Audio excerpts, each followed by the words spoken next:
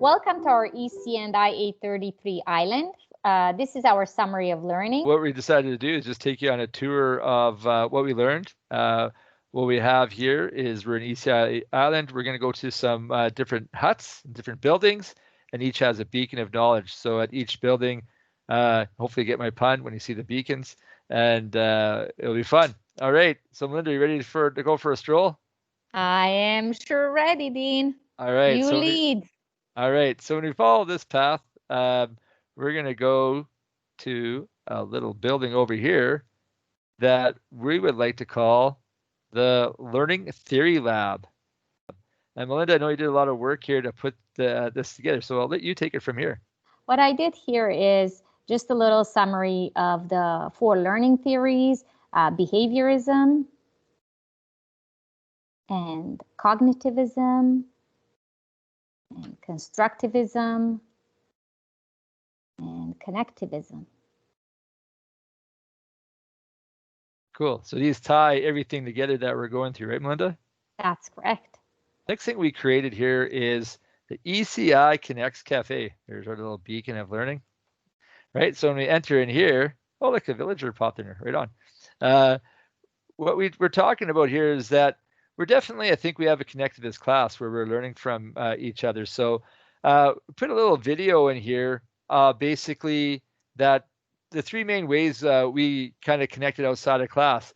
So when we roll the video, you'll see that we connected through our blogs, we connected through Discord, and we connected through tweets.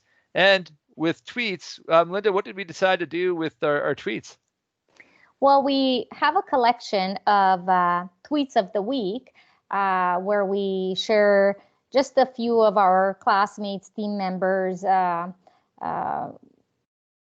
comments and ideas that they shared. It's a wonderful way where we can stay connected even in the future. So check that out.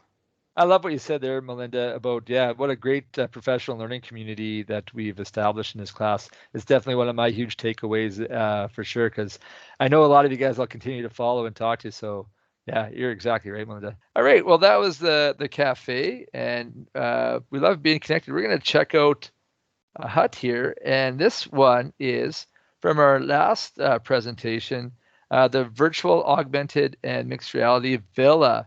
So when we enter in here, we have some information about some of the takeaways, interacting with the real world, provides new learning opportunities for those with challenges, create your own virtual experience. And we're wondering if this is going to become reality in the classroom. What do you think, Melinda? I'm not sure if it is going to become reality. I definitely need to take a few PD sessions, but why don't you roll the clip so we learn more about it? Sure, let's check out our Flipgrid. All right, this summer learning, we'll take a look at virtual reality, augmented reality, and mixed reality. And I've been fortunate enough in my classroom experience to bring virtual reality to students, and I just found it so engaging. And like in my social studies class, we're doing something like we're studying archaeology.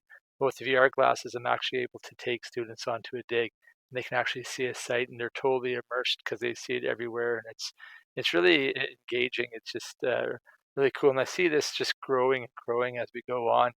You can do training in there, training for jobs, dangerous jobs. You can actually do the training there. Maybe even doctors can use virtual reality to find new techniques and stuff. And augmented reality is really cool. Obviously, there's some cool games out there like Pokemon Go and Minecraft Earth. But actually, I was looking at LinkedIn the other day and actually saw a really cool app that had augmented reality that when they scanned the pipe, it said, this part needs work, or this is starting to rust, or you should think about that. It was just really cool to see those type of things. And with augmented reality, if you go on vacation and you're in a different land, you can put your phone up and it will translate signs and things for you too. So it's going to make getting around even easier. So there's so many cool opportunities with the different realities. Maybe we're in an alternate reality right now, like the Matrix, but it's really exciting times. I think that these realities with mixed and augmented and mixed aren't just a fad. I think they're going to grow even more. So let's be careful out there, and let's get into some virtual reality. Hey, where am I? Oh, I'm on the moon. All right, thanks. Take care. Awesome. And we also have some other resources from that night, like the document that Alec put together and a little review. All right, on to our next one. So what we're going to go now to our next one is called AV World, and we're just going to take a quick little peek in here and see what's going on. Melinda, do you want to lead us through this one? Absolutely. This is about our audio-visual takeaways, and pandemic proved it to us that we cannot really live without it. It is effective, engaging, interactive, student-centered, and it also opens doors to stay connected. Why don't you roll the clip, Dean? Sounds like a good idea. All right. Audio, visual, and audio-visual technology, I would say, are lifesavers since they make learning possible during the pandemic. As the poll in our classroom showed, during our supplementary learning, many of us switched to Zoom, Google Meet, Microsoft Teams, or Seesaw to be able to reach and continue teaching our students. AV tools make teaching and learning a rich and enjoyable experience and inspire learners with creative and innovative multimedia activities. Teaching with AV technology needs a lot of preparation, but it certainly can help in meeting our students' various needs if there is access to Wi-Fi and devices. Excellent. And once again, for further more information, you can check out our blog posts for that week and resources.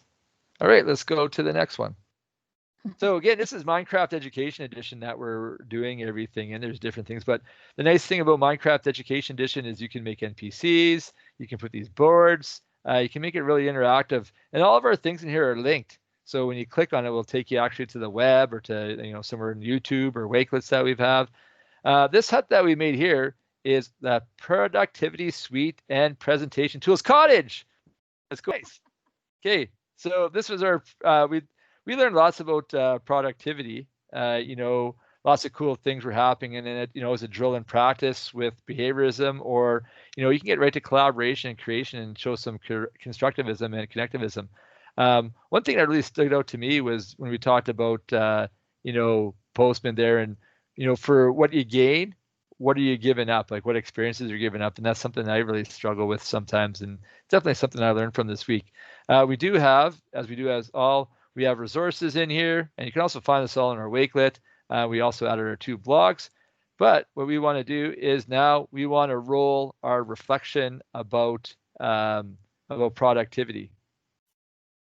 Great. This is our summary for productivity. Again, thank you to the group that put it all together. It was good. It took me down a little bit of memory lane for sure as we explored the earliest word processors. And I still remember plunking away even at my Commodore 64 with some of the early ones. And now it's just amazing the sophisticated productivity suites we have and other tools we have, to learn with and to create with. And I think it's amazing. But just like Postman said, sometimes when you gain something, what are you giving up? Sometimes simple is better, and sometimes old school is better too. But I definitely like the fact that we have technology and tools to increase our productivity. I know it's made it for me for most of the time. I know I've got to keep myself, just like everything else in life, is balanced. Like, sometimes you're online and you go down different rabbit holes, like especially with me with Twitter, it's like, oh, squirrel, and that's something I learned a lot, and I'm trying to get better at. And I teach my own kids not only in my home but also in the classroom. And when it comes to the classroom, you hope that when we're using productivity tools, we're going more to the R in SAMR and redefining the learning experience for students, where they're collaborating and constructing their knowledge, and definitely that connectivism is taking place where they're sharing knowledge and ideas and being critical thinkers. So again, productivity was an amazing unit to take. There's lots of things to think about with it, and I learned a lot, and I know I'll continue to learn a lot through productivity. So thanks for watching. Awesome. Okay. So Melinda, you ready to move on out? I am ready. All right, let's go to our next thing. So this guy's still in our way. That's okay. Maybe we'll have some lamb chops later. All right. I love them. So we're going down here. We're going through that again. Minecraft's really a great way for kids to connect and to build together. And that this is gonna be our last set. We're not gonna go there quite yet. We're gonna go down these stairs, and this here is tools for distance and online education dive. All right, enter to learn more. All right, Melinda, do you want to talk us through this one a little bit? So the distance education and online learning, why don't you roll the clip? Because I have a little reflection about it. What is distance learning? It is the education of students who may not always be physically present at a school. As Jennifer Gonzalez points out in the nuts and bolts of online learning, the main focus should be on organization, communication, facilitating learning, and demonstrating learning. In order to make online learning successful, it is important to be open minded, reach out to your students, connect with them, and work together with other teachers, as well as keeping things simple. Having the asynchronous and synchronous learning linked together can be beneficial since the students can listen to the recordings and the synchronous meeting would give them a chance to have discussions and group work. Having access to asynchronous means can be helpful when it comes to the digital divide. Students also have a chance to listen to the lesson as many times as needed. By this, learning becomes meaningful since it gives them the opportunity to self-paced learning. All right, and we do have some resources in here too if you're interested in checking that out. All right. And as we go on our little tour on the island, you can have some carrots if you want. Now, our next stop in our summary of learning journey is the Web 1.0, 1.2 place. And I'd also add 3.0 as well. Let's pop in here and take a look at what's going on. There we go. The doors there. Well, look at all this stuff. Linda, you did a great job of researching this one. Thank you. So here is a little bit of information about Web 1.0, 2.0, and 3.0 on our board, as well as I have a little Flipgrid reflection if you'd like to play that, Dean. For sure. Here we go. 3, 2, 1, blast off. Examining the similarities between the World Wide Web and education, we can see that Education 1.0 is an instructivist teaching model based on the three R's: receive, respond, and regurgitate the information. The similarity between these two is that the content knowledge is provided in one way with no or little regard to student interest that can result in lack of engagement. Education 2.0, with a constructivist approach to teaching and learning, is based on the three C's: communicating, contributing, and collaborating. Both permit interactivity through commenting, remixing, and sharing via social networks. Education 3.0 has a connectivist approach based on three C's: connectors, creators, and constructivists. Both Web 3.0 and Education 3.0 offer richer, more relevant interactive networked content where learning is based on students' interest. All right, great reflection, Melinda. And also, we do have resources that we've got in classes, and we've also linked our blog posts for more information as well. Awesome. This island is better than Fantasy Island. I don't know if you remember that show from back in the day, but here we go. So our next stop along the way is Assessment Technology Townhouse. Let's check this out and see what's going on in here. So again, with the assessment, we had lots of takeaways. Sometimes we still think maybe have some of the behaviorist learning theory involved in it. But maybe doing something like get the kids to build their assessment tools and make them part of the journey would be a good way to maybe get to like constructivism or connectivism when they do that. But I know the guys that did this showed a lot of great tools, and we have that and more in a resource. But let's roll the reflection Flipgrid. Welcome to our summary of learning on assessment. This is a near and dear topic to my heart. I'm always trying to figure out, how to assess students better and help them. In my studies and in my journey, I've learned that the root of assess is actually means to sit beside. And that's what I think assessment should be to sit beside students and help them reach their full potential, and focus more on the learning process and the journey rather than let's run to here's the goal, do your test and you're done and move on. So I really like the fact that we learned a lot of different tools and how to apply them. And I think teachers need to take that time to reflect upon how is this helping the students learn? Is this the most effective way for them to learn? And when you get that data, what are you going to do with it? To say, oh, that was nice, or are you going to actually differentiate learning? That type of a thing. So for example, one of my go-to tools is called Go Formative, and the reason why I like that one so much is because it gives a variety of ways to understand and see what student knowledge is, and to provide feedback. There's You can go right to multiple choice, but there's also show your work. There's voice commands that you can put in there and feedback. So I really like that tool because I can get data from it to help. I can do compare and share. I can see if the whole class needs retaught, to be retaught something, or just some individual students, and help them out in their pockets. So I love this. I want to get better at assessment. I believe more informative assessment than summative assessment. But if you do formative assessment right, the summative should come quite naturally. So that's our take. Thanks for listening. Hey, That now was a that great we've reflection, Dean. Thank you. yeah, And you know what? I have to say a big thank you to you and the guys who presented the assessment technologies. I did have a chance to try out the Go Formative, and my students absolutely love it. So I'm very thankful for that. well, that's my go-to. I love that. Actually, I started using an app called Loop that I took from that, and already I have like 100. I just tweeted this out not too long ago. I have 166 connections with kids so far in a couple of weeks. Wow, That just as exit tickets, asking them how they're doing, what they're learning in class. So yeah, that was definitely a productive week for me as well.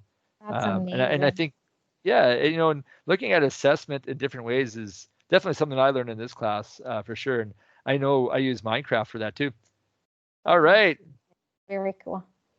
Um, we This next one here is I really enjoyed this week's topic when we learned about assistive technology. So we're going to check out this humble abode. We got to watch our step when we go in here. It's a little steep. Watch your head. There's a good. Oh, there they are. Oh, I'm sure that I don't have a problem banging my head. Nice. Did you want to talk a little bit about this one, Melinda?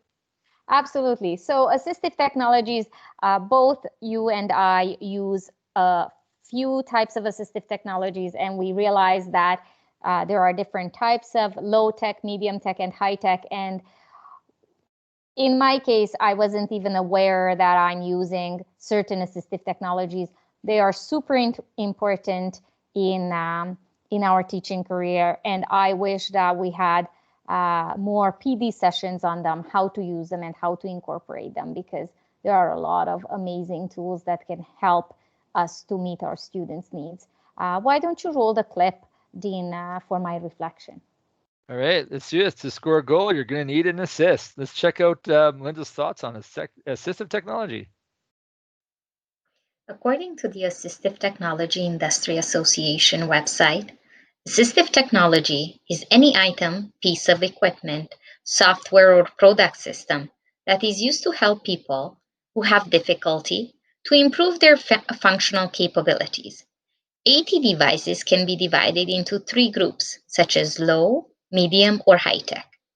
The SET framework developed by Joy Zabala is an organizational tool to help create student-centered, environmentally useful, and tasks-focused tool systems that foster the educational success of students with disabilities and help all students shine, as Dean would say. The adaptations made through assistive technology should not be viewed as giving students preferential treatment or an advantage over their peers. It is important for teachers to keep in mind that adaptations are provided to students in order to give them equal opportunities to achieve curricular outcomes, as the 5 myths about AT points out. All right, thanks, Melinda. That was awesome. And some of You. those resources that Melinda was talking about too, you can find here by checking out the resources and also our blogs. All right. You ready to go to the next one, Melinda? I am. All right. This one is kind of near and dear to us. As we come, watch your step again here. There should be some rails. I don't know if this meets safety standards, but you can also just fly. Look at you, you just As fly long over it. as It's I awesome. don't fall in the water. That's all good. That's the thing with Minecraft too. You know what? You can make mistakes, and it's all right. It definitely promotes a growth mindset, and it goes to what we're talking about here when we're going to check out the coding and makerspace cabin. All right, we had a lot of fun doing this. Melinda, are you My able to come up the favorite. stairs? I will try. I will try. Yeah. Yeah. So if you want to come up the stairs and come in here, we've got our little board. This is again, Curtis, you're an amazing partner. I learned a lot from you, and I loved our conversations that we had, like with Brian Aspinall and Brian Sanders, and with Megan, and with the better Bershani brother, and more. So Absolutely. it was pretty good. So we'll just roll our little Flipgrid reflection on here. Let's make this happen. Hi, and welcome to our summary of learning for coding and making spaces, which was our topic. We had a blast doing it, and I was super excited to get it because, I do a little bit of this already in my classroom, and I just feel like I'm just scratching the surface. Pardon the pun. Talk about scratch. But I really just think there's so much value in it, and I really liked one of the things that we were talking about. Like you're no longer trying to climb that corporate ladder; it just doesn't exist anymore. Things are way more dynamic, and you got to be creative and think on the fly, and a lot of those good things, and be a lateral thinker, which I think coding and makerspaces definitely provide those learning opportunities. And I just think teachers have to realize they don't have to be an expert at it; they just have to have a good idea and execute that and let the kids learn and let the kids figure it out. And again, we should be lead learners and jumping in there with them, as we do it. And another thing, I really think you can do this in a variety of different classes. It doesn't have to just be computer science or math. You can find a lot of ways to be cross curricular and get that. And it really involves having a growth mindset, which I think is a skill that we need to help foster and encourage and those type of things. So I'm hoping that you guys learned a lot. I know we had a lot of fun doing it. I know I'm looking forward to learning a lot more about coding and makerspaces. I hope you enjoyed this summary of learning. Until next time, take care. Thank you, Dean. It was a wonderful learning experience for me. I'm so thankful that I had a chance to work with you and Curtis on this project. Thanks so much. All right, Melinda, I've got a little special surprise. All Where right. are we going? Okay, you want to come? We're going up. Oh, Just wait. hit your space bar and fly. Want to fly up? Yeah, awesome. I'm Yep. going to go in here. I'm going to type in print. Unless this is part of our blooper. Oh, no, here comes Melinda. Look. Oh my gosh, this is so cool. ECNI 833. No way. Oh, that is so neat. I love it. Welcome to ECI 833 Island. Wow. Courtesy of our little friend here, the agent. Just programmed them up. But Melinda, check out how easy this was to do at the start. This was all I had to do on that. And it gives you step by step inside of there to do some coding and stuff. But you could actually go behind and see like the different, like a Java or Python coding language that, goes in on it and that. So, pretty cool stuff. All right. Very cool. Yeah. And then we're going to go to our last stop on our tour here. And that's the ECI 833 overview hut. All right, so this is our last stop. These are some of our final thoughts. Oops, I gotta go back to World Builder. Again, lots of cool things to learn. Kids taught me all this, which I think. So I'm gonna play our last two Flipgrids here. Linda and I have some heartfelt and some interesting things to say about ECI 833 and just the whole program. All right. Well, welcome to my final thoughts on ECI 833. That was a fantastic class, but the people definitely made the class. So thanks to you all. And again, Alec, thank you for your leadership. And also on a personal note, it's been a tough semester for me in many ways, and I'd like to thank everybody for their support and the love and the care. Really meant a lot to me, and I'll never forget this whole program and all you guys. I learned so much in this class. Definitely made me feel old sometimes because we went down a trip down memory lane, and I definitely been part of uh, using technology from day one as a teacher for me. So it's been great to reflect on my personal growth, and there's so much potential, and there's so much more we can do. And I learned from so many people, and that's what I hope to take into my classroom and take that same passion to my students. And I hope to share with other teachers because in the end, it's going to help out us in our profession, and it's definitely going to help out our students, especially as you see this year with the unfortunate events.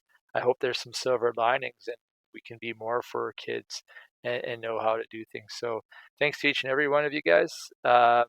I learned, like I said, so much this entire you know master's program.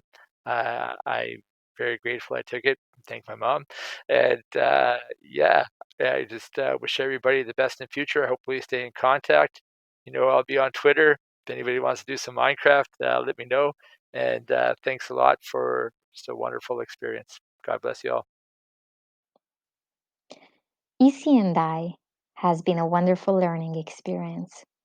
Finishing up my very last summary of learning for my master's program, I would like to say a special thank you to my professor, Dr. Alec Kuros, and all my classmates for guiding me through this very steep learning curve. I often felt being out of my comfort zone, especially when it came to sharing my takeaways in a Minecraft world. But I couldn't have asked for a better mentor than the Inventorman.